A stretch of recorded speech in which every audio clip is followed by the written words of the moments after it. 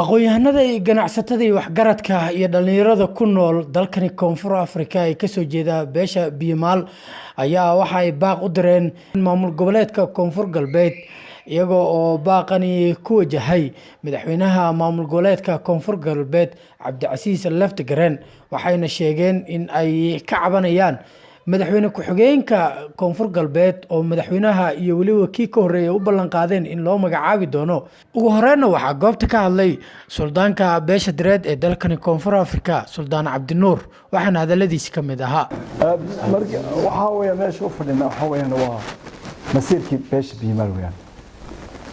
dadka degan Moori ilaa Jamaame xaqi lahayd baan doonina annagu waxbaan isku darsanay waxbaan naga dhex isku darsanay haddii waxooday qaateen waxaanay damaaciyeen waxaan leeyahay beesha Biimaal 19 xildhibaan ee 9 federaalka iyo 10 maamul goboleedada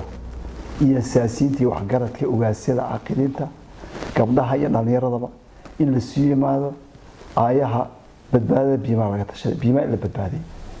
Koonfur Galbeed walaalkii Cabdicasiis hadda kursiga aniga damaaciyay hunguri ka qabtay ninku doona hasiyo ama iyaga ku darsadaan ama Soomaaliga doona hasiyo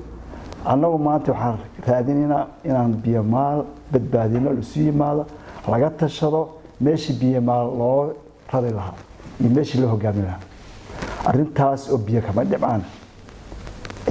in la soo yimaado la tashado maxaa inoo dana waad ogtiin Koonfur Galbeed xildhibaanada la sameeyay degmada yeed laga bilaabay yeed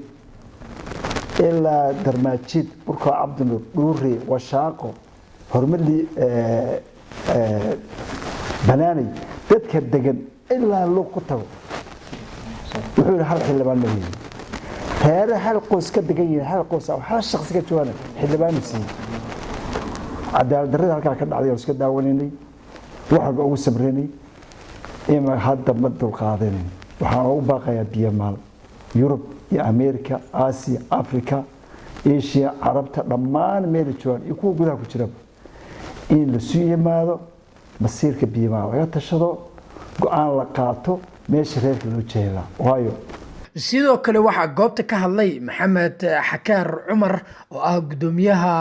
dhalinyarada gaadsan ee dalkani Koonfur Afrika amaya bilweynta Biimaal meel ay joogaan dal iyo dibadba salaan aad u qiimo badan ayaan salaamaya bacda salaan kolba meeshan waxaan iskugu imaanay waa sheegnay waana ka hadalnay baaq aan dirayno iyo cabasho aan ka cabanayno Koonfur Galbeed miyaan iskugu imaanay cabasho kadib mar walba waxa soo noqnoqota dadka Biimaal in la dulmiyo nidaam lagu dulmiyaba haday noqoto sharci dawladeed iyo haday noqoto nidaam kale oo maaragtay loogu talagalayba arimahaas iyaga ana dadku waa dad nabadeed oo mar walba waa iska dulqaataan mar walbana waa iska sii jeedaan wanaaga iyo afgaamnida waa wax loo dhashay wax la iska keenkeena maahan afgaamnida ay u dhasheen marka ma ahan in afgaamnidaanadina laga faa'iideysto iskana aamusnaano mar walbana Soomaalida waxay dhahdaan nin aamusay hooyadii qadisay aan iska aamusnaano taas dhibaatada noo keentay laakiin mar dambe inaanan aamusnaan doonin meel walbana albaab kasta oo wax naga jiraan aan garaaci doon waxa kale oo rabaa in aan ka hadlo gobolka Bakool waxa jira reerkan Biimaal inuu u dago inta u dhaxaysa yeed ilaa iyo luuq yeed ilaa iyo luuq Bakool inta u dhaxaysa qof walba waa garanaya qofkii aqoon u leh dadka halka degan yeed ka soo bilaabatay ilaa luuq ee Washaaqo iyo Dhuurey iyo Banaanay iyo ilaa iyo Karaban inta u dhaxaysa ilaa iyo Quraacla Weyne ilaa iyo meeshii la yiraahdo Rabdhuure intaas dhan cid degta hal waxa leedihiin buu yiri kursi oo sheegay xildhibaan kursiga xildhibaanada marka halka uu noo sheegay waan ku leenahay xildhibaan kale laakiin Laftagareen saaxiibadiiba ku dhibaadiyay baan islaahay kursigaanagi annagana in kursigaanaga cid lagu dhibaadiyo ma ogolanayno mana ogolaan doono annaga oo ka hadlayna xubintii u sareysay maanta madaxweyne ku-xigeenkii haddana inaan cabashada ku soo darno qaybtii wixii kale ee naga maqan hadday wasiir noqoto haddii wasiir ku-xigeen wasiir dowle hadday noqoto waxba biyamaal kuma lahan xildhibaanna hadday noqoto hal xildhibaan baa laga siiyey iyadana waan cambaareynayna arrintaas iyada ah baaqaas oo ah xuquuq maqan haddaan nahay jaaliyadda koonfur africa ee gobolka shabeellaha hoose xarunta degmada marka ee gobolka shabeellaha hoose iyo guud ahaan deegaanada hoos yimaada sida aan wada ogsoonahay waxaa lagu jiraa jahwareer siyaasadeed iyo saami qaybsigii koonfur galbeed oo maalmahani aada moodid in la kala badsanayo ama la kala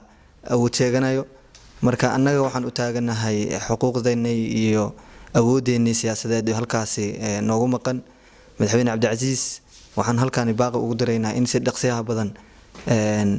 uu xuquuqdaasi maqan dadkaasi xuquuqdooda siiyo si dhaqsiyahana uu ugu magacaabo madaxweyne ku-xigeenka koonfur galbeed cabdixakiin ibraahim johannesburg koonfur africa shirkadda dahabshiil waxay macaamiisheeda meel kastoo idaafaha caalamka ay ka joogaan ugu bushaaraynaysaa in iyaga oo jooga guryahooda amabase goobahooda shaqo ay eheladooda iyo asxaabtooda lacagaha ugu diri karaan si fudud adiga oo isticmaalaya abka Talk Remit sidoo kale waxaa lacagaha lagu soo diro ku heli kartaa adeegga iDahab